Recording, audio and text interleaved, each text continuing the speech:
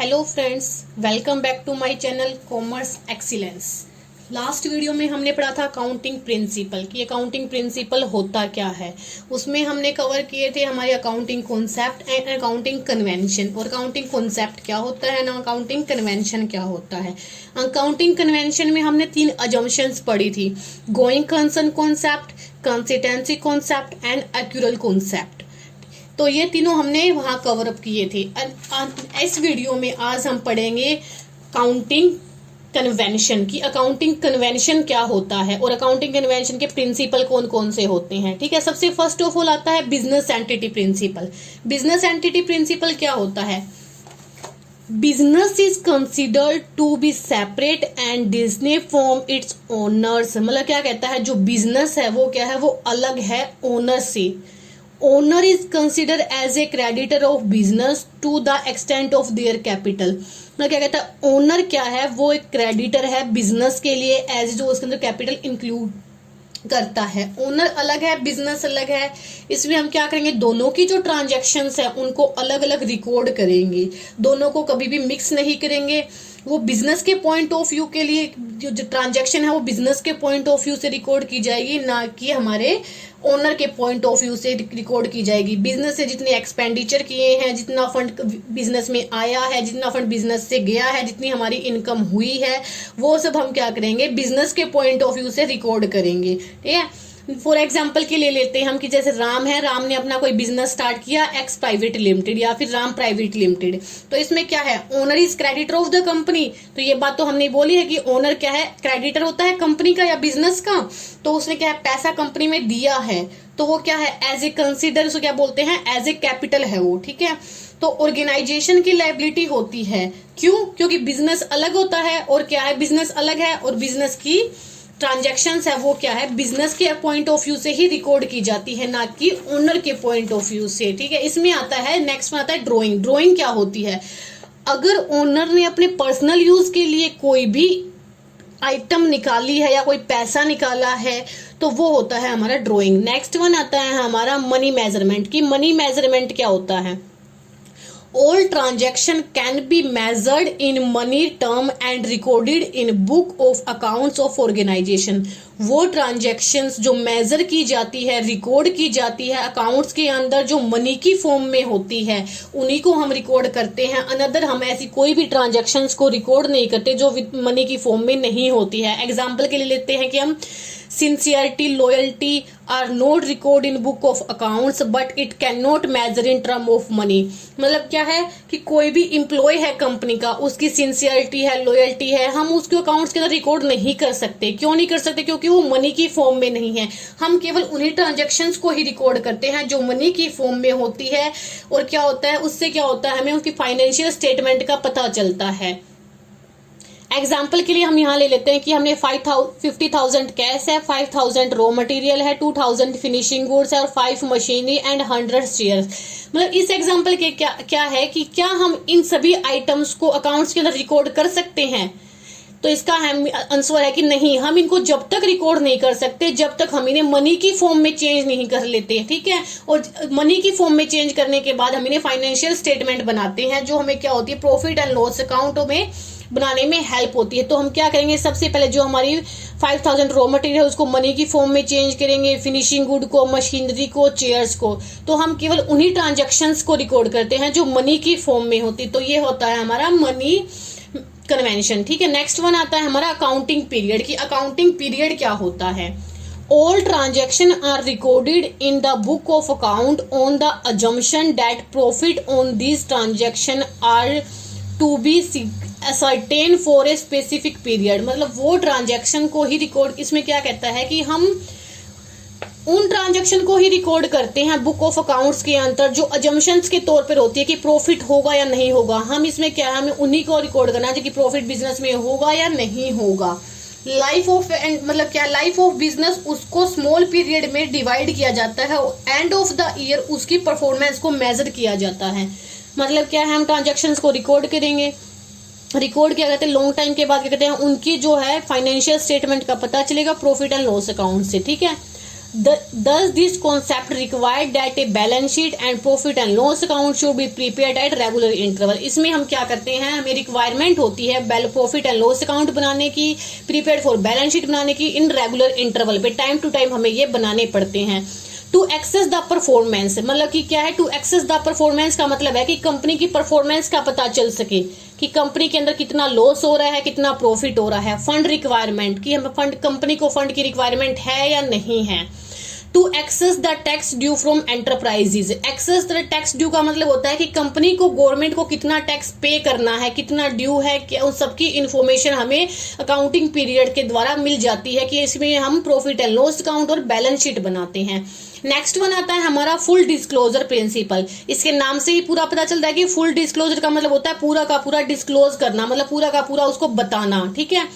Apart from legal requirement, good accounting practice requires all material and significant information to be disclose. मतलब एक अच्छा accountant वही होता है जो अकाउंटिंग की इंफॉर्मेशन को, जो कंपनी के लिए यूजफुल है, उसको पूरे अच्छे से बता सके, उसको एक्सप्लेन कर सके, तो वही होता है फुल डिस्क्लोजर प्रिंसिपल। बेनिफिट क्या होता है, रिजल्ट इन बेटर अंडरस्टैंडिंग, मतलब क्या जितने भी रिजल्ट होते हैं उनको क्या है, बेटर अंडरस्टैंडिंग, अच्छे से समझा जा सकता है। क्यों? क्योंकि इसके अंदर इंपॉर्टेंट इन्फॉर्मेशन को ही रिकॉर्ड किया जाता है, ना कि अनदर कोई इन्फॉर्मेशन को रिकॉर्ड किया जाता है। नेक्स्ट वन आता है मैटरलिटी प्रिंसिपल। मैटरलिटी प्रिंसिपल का मतलब होता है कि इंपॉर्टेंट, सिग्निफिकेंट, उसका मतलब क्या इंपॉर्टेंट है उस इन्फॉर्मेशन की जो हम यूज कर रहे हैं, ठीक है। Only these items should be disclosed that have significant effect or relevant of the user। मतलब क्या है, इसके अंदर हम उन्हीं इंफॉर्मेशन को डिस्क्लोज करते हैं, उन्हीं इंफॉर्मेशन को बताते हैं जो कंपनी के पॉइंट ऑफ व्यू से इंपॉर्टेंट होती है एंड यूजर के लिए रिलीवेंट होती है, मतलब उसको यूजर को उसके पॉइंट ऑफ व्यू से बहुत ही इंपॉर्टेंट लगती है। हम उन्हीं इंफॉर्मेशन को इनके अंदर रिकॉर्ड करते हैं, ठीक है। Whether an item is material or not will depend on each an amount। मतलब क्या कहता है, उस जो ट्रांजैक्शंस है, जो भी इंपॉर्टेंट इंफॉर्मेशन है, वो डिपेंड करती है उसके नेचर पे और उसकी अमाउंट पे, कि वो किस नेचर की है, क्या उसे बताना इंपॉर्टेंट है या नहीं है, ठीक है, और कितनी अमाउंट है, तो वो सब उसके नेचर और अमाउंट के ऊपर डिपेंड करती है। नेक्स्ट वन आता है हमारा कंजर्वेटिव या प्रूडेंस। कंजर्वेटिव और प्रूडेंस का मतलब क्या होता है, प्रूडेंस होता है समझदारी, बुद्धिमानी से, ठीक है। This convention is based on the principle that anticipate no profit but provide for all possible losses. इसमें ये क्या कहता है, इसमें ये प्रिंसिपल कहता है कि हमें प्रॉफिट का अनुमान नहीं लगाना चाहिए, बट हमें क्या है, हमारे जितने भी लॉसेस है उनको ध्यान में लेकर चलना चाहिए। It provide guidance for recording transaction in book of account. ये क्या कहता है कि हमें ये गाइडेंस देता है कि हमें जितनी भी ट्रांजैक्शंस है उनको बुक ऑफ अकाउंट्स में टाइम टू टाइम रिकॉर्ड करना चाहिए, ताकि हमें प्रॉफिट एंड लॉस का पता चल सके। It is based on playing of policy of playing safe in regarding to showing profit. ये क्या है, पॉलिसी के ऊपर डिपेंड करता है, प्लेइंग सेफ प्रॉफिट के लिए। एग्जाम्पल क्या है, प्रोविजन फॉर डाउटफुल डेट्स या डेप्रिसिएशंस, ठीक है। प्रोविजन फॉर डाउटफुल डेट्स और डेप्रिसिएशंस, तो ये क्या है कि हमें कंपनी में कोई भी प्रोविजन हुआ है, कोई डाउटफुल डेट्स है, डेप्रिसिएशन लगाया है, तो वो सब इसके अंदर हम इंक्लूड करके चलते हैं, ठीक है। नेक्स्ट वन आता है हमारा कॉस्ट प्रिंसिपल। कॉस्ट प्रिंसिपल, इसके नाम से ही पता चल रहा है कि कॉस्ट प्रिंसिपल क्या होता है। An assets is recorded in book of account at the price paid to acquit and the cost is the base for all subsequent account of assets. मतलब क्या है, हम इसके अंदर अपनी जितनी भी असेट्स है उनको किस पे रिकॉर्ड करते हैं, कॉस्ट ऑफ अकाउंटिंग पे, कॉस्ट पे रिकॉर्ड करते हैं, ठीक है। उनकी फिक्स्ड कॉस्ट के ऊपर ही उन सबको रिकॉर्ड किया जाता है, ना कि चाहे उसके आने वाले टाइम में मार्केट में उसकी वैल्यू कितनी भी हो, ये कोई मायने नहीं रखता है, चाहे हमें लॉस हुआ हो, चाहे बिजनेस में प्रॉफिट हुआ हो, हम अपनी फिक्स असेट्स को उसकी कॉस्ट पे ही रिकॉर्ड करेंगे, ठीक है। तो ये एग्जांपल के ले सकते हैं कि हमने कोई असेट्स परचेज की थी 2 लाख की, ठीक है, मार्केट प्राइस उसका 1 लाख रुपए कम हो गया या फिर एनी टाइम पे उसका 5 लाख रुपए होगी। At the time of preparing financial account, जब हमने फाइनेंशियल अकाउंट बनाया तो क्या था, उसकी जो कॉस्ट है वो बढ़ गई या कम हो गई, तो हम उसे क्या करेंगे, हम उसको उसी फाइनेंशियल ईयर में जितने में हमने उसकी फिक्स्ड कॉस्ट थी उसी के ऊपर से रिकॉर्ड करेंगे, सिर्फ 2 लाख के ऊपर, ठीक है। बेनिफिट क्या होता है, नो पर्सनल बायस, इससे किसी भी प्रकार का कोई पर्सनल बायस नहीं होता है। नेक्स्ट वन आता है हमारा मैचिंग प्रिंसिपल, कि मैचिंग प्रिंसिपल क्या होता है। मैचिंग प्रिंसिपल क्या है, an important objective of business an important objective of business is to determine profit periodically. मतलब क्या है, मतलब ये है कि 1 ईयर में हमने जितनी भी रिवेन्यू कमाए हैं उससे रिलेटेड जितने भी हमने खर्चे किए हैं उसी पीरियड में उसको रिकॉर्ड करना, ये कहलाता है हमारा matching principle. So it is necessary to match revenue for of the period with the expenses of the period of determine correct profit loss and accounting periods। मतलब क्या है, जितने भी रिवेन्यू हमने किए हैं कमाए हैं और जितने भी हमने एक्सपेंसेस किए हैं उसी को हम उसी टाइम पे रिकॉर्ड करेंगे, उसी पीरियड में रिकॉर्ड करेंगे ताकि प्रॉफिट एंड लॉस अकाउंट हम बना सकें। इसका क्या है, ट्रू एंड फेयर पोजीशन। इससे क्या है, कंपनी को या बिजनेस को मतलब कि ट्रू एंड फेयर पोजीशन का पता चलता है कि बिजनेस में हमें कितना लॉस हुआ है एंड कितना प्रॉफिट हो रहा है, क्योंकि इसमें हम प्रॉफिट एंड लॉस अकाउंट बनाते हैं और बैलेंस शीट भी बनाते हैं। नेक्स्ट वन आता है हमारा ड्यूल या duality aspect. Dual and duality aspect क्या होता है कि every transaction entered into by an enterprise has 2 aspect, adopt and a creditor for equal amount. मतलब क्या है कि ये कहती है, प्रिंसिपल कहता है कि एवरी ट्रांजेक्शन, वो ट्रांजेक्शन जो बिजनेस के अंदर एंटर होती है, बिजनेस ने स्टार्ट किया एंटर की है, तो हम उसमें क्या होते हैं, उसके 2 एस्पेक्ट होते हैं, 2 तथ्य होते हैं। एक होता है डेबिट और एक क्रेडिट होता है, दोनों की इक्वल अमाउंट होती है, इक्वल अमाउंट में उन्हें डिवाइड किया जाता है। ठीक है, अकाउंटिंग इक्वेशन क्या बनती है इसमें, capital plus liability equal to assets. The entry system of double entry book keeping is based on this concept. ये कहता है कि ये जो कॉन्सेप्ट ड्यूल या ड्यूअलिटी कॉन्सेप्ट जो है वो किसके ऊपर बेस्ड है, डबल एंट्री बुक कीपिंग के ऊपर बेस्ड है। इसमें हम एग्जांपल के लिए लेते हैं कि राम है, राम ने 1 लाख रुपए का बिजनेस स्टार्ट किया, 1 लाख से अब क्या है, ड्यूअलिटी पे हम पढ़ चुके हैं कि हर ट्रांजेक्शन के 2 एस्पेक्ट होते हैं, एक डेबिट होता है और एक क्रेडिट होता है। तो उसने क्या किया, 1 लाख रुपए के साथ के असेट्स की है तो वो लायबिलिटी भी तो आ गई ना उसके पास। 1 लाख रुपए क्या, उसने कैपिटल भी तो दिया है और 1 लाख उसके पास क्या है, लायबिलिटी आ गई।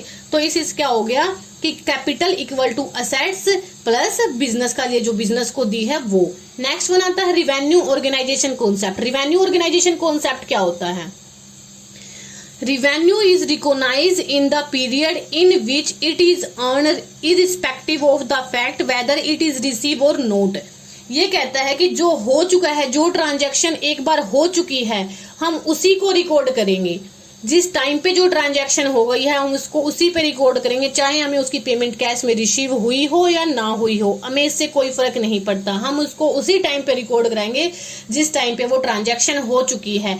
एग्जाम्पल के लिए हम ले लेते हैं यहाँ पे कि जैसे कि 1 फरवरी को हमने 50,000 की सेल की थी और 30 मार्च को क्या करना, हमें बुक को क्लोज करना है। लेकिन क्या है, उसकी पेमेंट हमें कब होगी, 16 मार्च को 50,000 की पेमेंट वो होनी है, अभी हुई नहीं है। लेकिन हम क्या करेंगे, हम जब भी उसको हमने माल सेल किया था 1 फरवरी को उसी दिन हम उसको अकाउंट्स के अंदर रिकॉर्ड कर देंगे, चाहे उसकी पेमेंट रिसीव हुई हो या नहीं हुई हो। नेक्स्ट वन आता है verifiable objective concept. Hold that accounting should be free from buyers.